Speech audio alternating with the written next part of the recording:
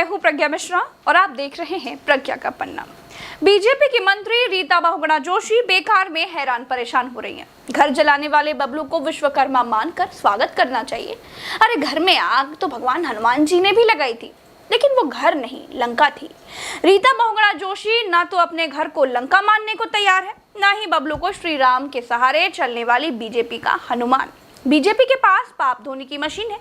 रीता जी कांग्रेस से बीजेपी में आए, बीजेपी में मंत्री भी बन गई और मंत्री बनाकर बीजेपी ने बर्फ में भी लगा दिया, लेकिन रीता जी को पाप धोने वाली मशीन के बारे में मालूम नहीं चला। अरे सही बता रहे, घर जलाने वाले को कमल थामे देख बीजेपी की मंत्री रीता जी अब शौक में हैं। मैं स्तब्ध हूँ क्योंकि मुझे बहुत अच्छे से याद है कि जुलाई 2009 में जब मेरा घर जलाया गया था लखनऊ में, जब से रीता जी का घर जलाने वाला बीएसपी का पूर्व विधायक पाप धोने की वॉशिंग मशीन से निकलकर बीजेपी का पट्टा पहनकर रीता जी के सामने आया है, तब से रीता बहुगुणा जोशी जी हैरान हैं। बोली ये तो पापी है, इसने मेरा घर जलाने का पाप किया है और इस आदमी को बीजेपी ने पार्टी में क्यों लिया? मेरे अध्यक्ष लोगों से गलती हो गई है।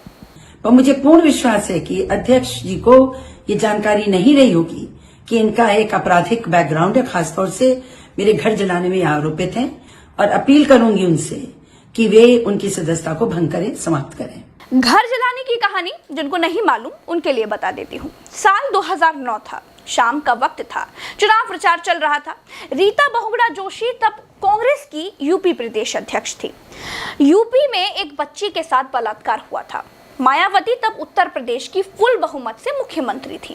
बलात्कार पीड़ित बच्ची के घर वालों को मायावती ने बलात्कार के बदले मुआवजा दिया था।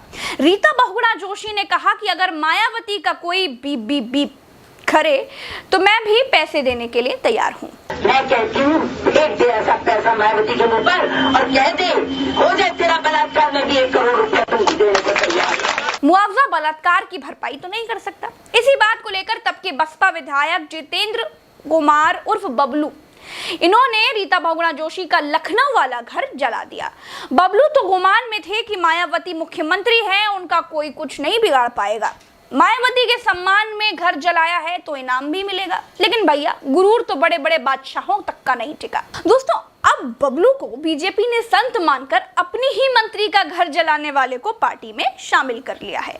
इस पर रीता बहुगुणा जोशी बहुत आहत हैं।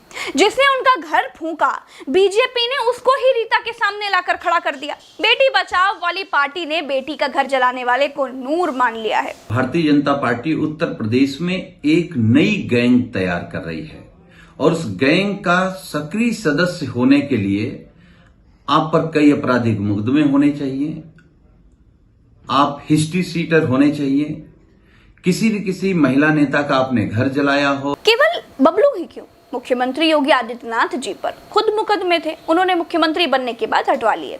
डिप्टी सीएम ने भी अपने मुकदमे हटवा लिए। 2017 में चुने गए बीजेपी के विधायकों में 114 विधायकों पर मुकदमे चल रहे हैं, मतलब दागी हैं। कहें तो 37% बीजेपी विधायक दागी हैं, लेकिन जो सत्ता में होता है साफ सुथरा हो जाता है। यही हाल बीजेपी का संसद में भी है।